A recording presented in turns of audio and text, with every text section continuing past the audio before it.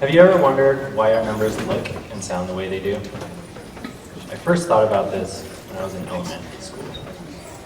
I was going through my why question phase, asking why about everything you can possibly think of. I probably voiced the questions a little more like, why do they look like that? Why do they sound like this? But I never actually got a clear answer to these questions, and I soon lost interest in numbers. Until about 25 years later.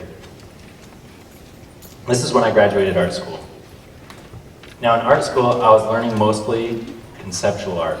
This means I was learning how to express complex ideas visually. I learned that the best way to do this is to take every object, every image, every little mark that I make, and utilize it as a tool to express my overall idea or message. If that message was aggressive, I would use sharp, jagged marks, and I would apply them quickly and forcefully.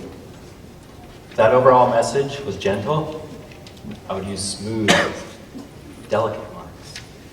And I would apply them softly, slowly. I learned that every mark I make, every movement that I use to make those marks plays a key role in expressing my overall idea or message. This is the most important lesson that I learned in art school, and I took it with me into my studio after I graduated. One day, I was in my studio, and I was wondering why the number 7 has 2 syllables, while the rest of 1 through 9 all only have 1. I was looking at the shape of a 7, and I was wondering how that shape relates to the meaning. And these questions brought me back to that question I had years before in elementary school. Why do our numbers look and sound the way they do? This time, I decided to look for the answer on my own. I learned a lot about where numbers come from and how they've developed over the years. But what I was looking for was a relationship between what our numbers look like and sound like and what they mean. And our current system does not have this relationship. So I decided to create a system that does. I'm going to share that with you now. This image is an image that I use as a template to make all of my numbers. Now, I'll start off with number 1. You can see it in that template up there in the top right. This is number 1.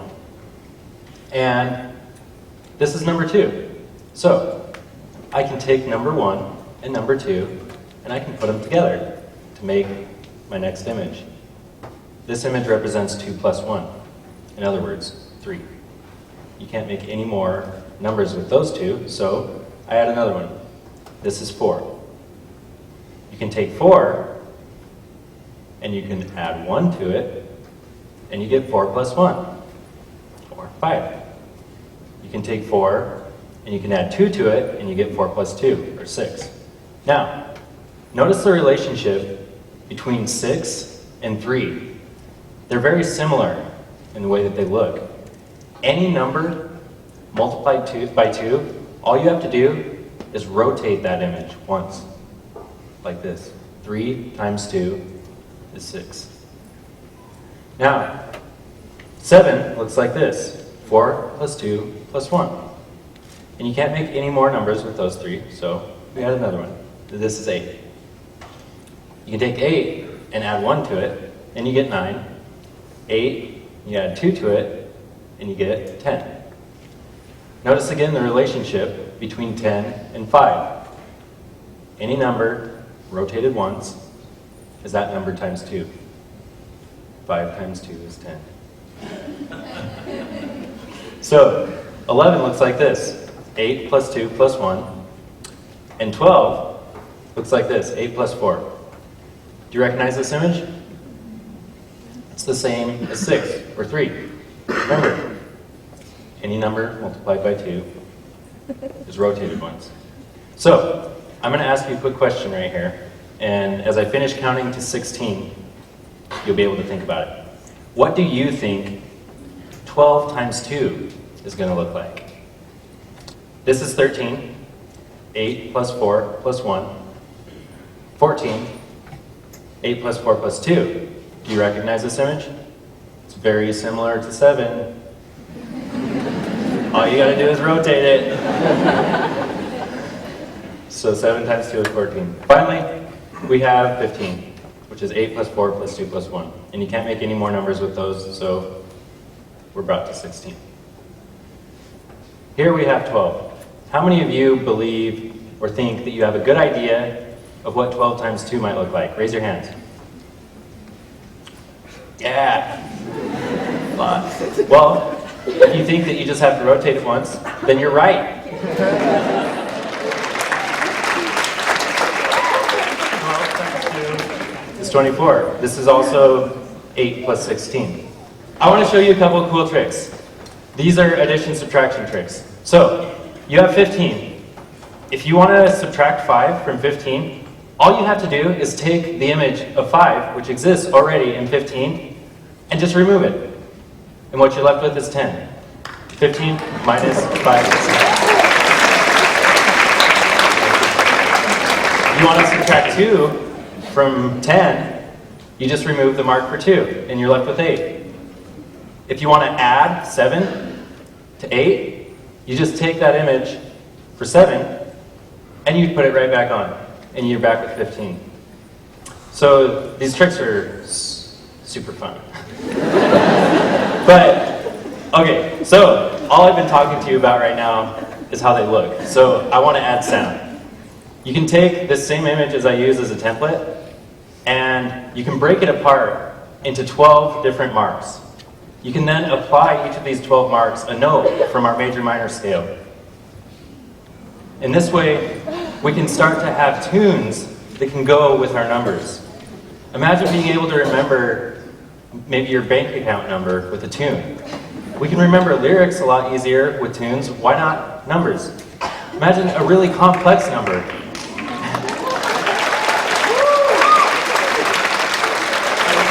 Imagine a really complex number like the number pi.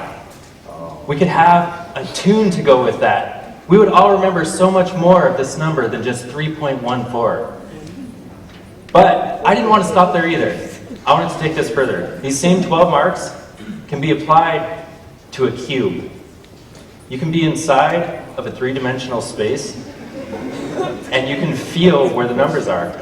If you imagine me inside a cube like this, you may, like this could be 1, and if that's true, this one would be 8, and this would be 4, and this would be 2. You can start to feel where the numbers exist spatially as well. When you can take all of these different learning mechanisms and combine them into one system, you have a really powerful learning tool.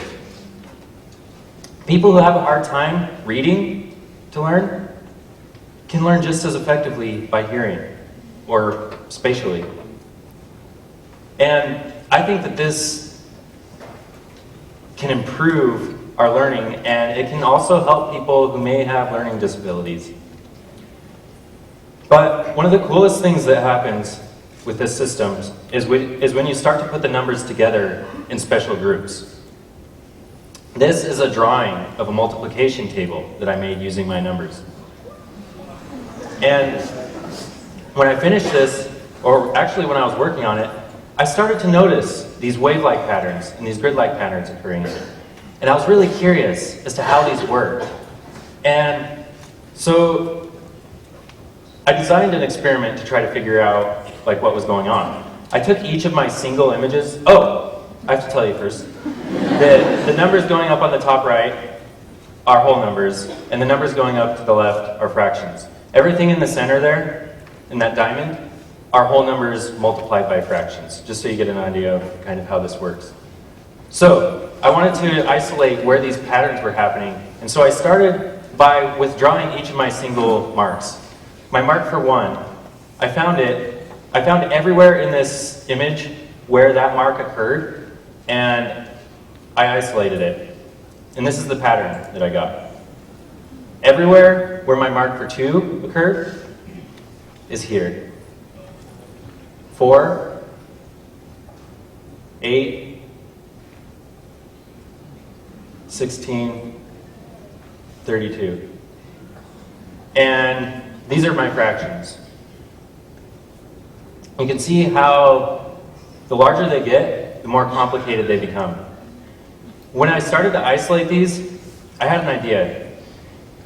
I believe that these patterns, this image, represents geometry, algebra, and calculus together. Normally, we break these apart into 3 separate branches. Here, I believe we have it in one. When I had this idea, I started to recognize the potential, and I started branching out into different fields.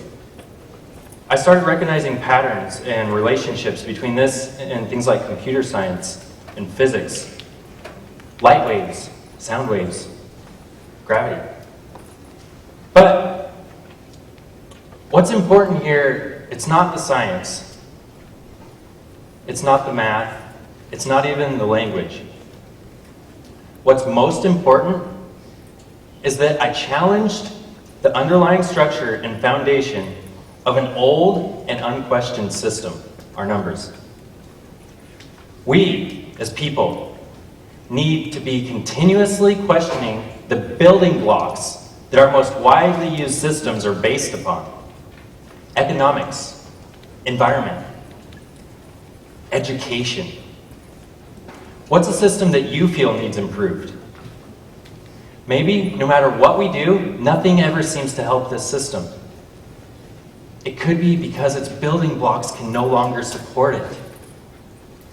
I say, instead of trying to build on it, instead of trying to improve it, tear it down and reinvent a completely new system that does the job better. Thank you.